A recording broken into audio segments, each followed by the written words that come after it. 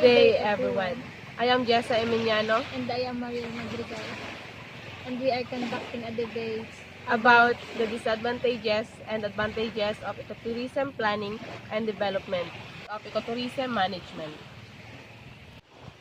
in ecotourism. There are some same advantages.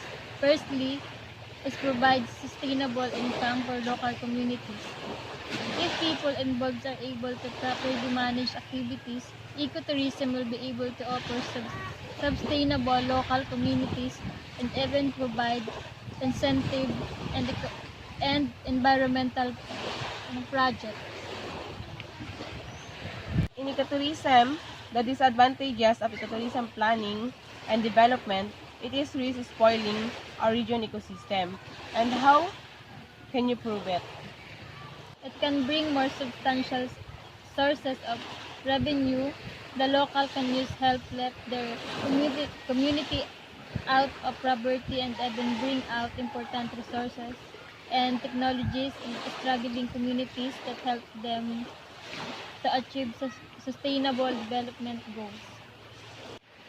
How would you say that people are the rest in ecosystem? Too many people will be allowed to explore a particular ecosystem and might be their habitat can be damaged, and the trample of plants and compact soil which can be lead for certain areas. So, do you think it is the best way to lift their communities out of poverty? As the industry can create new jobs, it can bring more substantial resources of revenue because there's so many people and employment that we can help them develop goals. There are some advantages of ecotourism planning.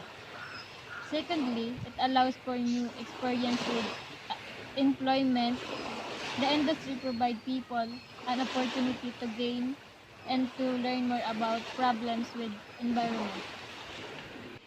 What are the reason to ruin natural habitats?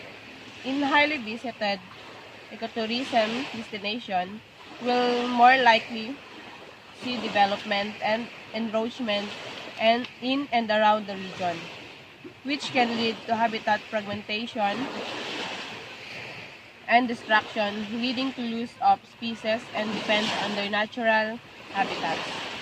There are some advantages of ecotourism planning. Secondly, it allows for new experience with employment. The industry provides people an opportunity to gain and to learn more about problems with environment. What are the reason to ruin natural habitats? In highly visited ecotourism destination will more likely see development and encroachment and in and around the region, which can lead to habitat fragmentation and destruction, leading to loss of species and depend on their natural habitats. To take care of our nature. As ecotourists, they will gain greater respect for nature. Once they have observed and they will come to claim for it. Okay. What most fully lead to conflict within the tourist sector? So it happened when outside ecotourist agency want to establish tourist activities without the permission of the locals, leading to conflict between members of the locals, people, and the industry. This is the best way to learn and to explore some nature. It helps with research and development. Ecotourism will have the opportunity to further the research and learn greater practice for management. What happens if locals are not doing their parts in helping to manage them? Activities that come with ecotourism can become a problem for communities. It's some locals are not doing their part in helping to manage them because it said the ecotourism must fully involve local communities to be successful. What are the material that you use in researching and How would you find it? through social media and online platforms. In ecotourism, regard as a sustainable solution to preserve ecosystem around the world, all the while offering a good source of income and local living in the communities and around them.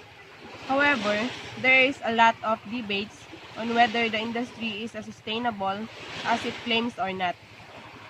To make a well-informed decision about this matter, they have advantages and disadvantages of ecotourism planning and development should help it in best decision.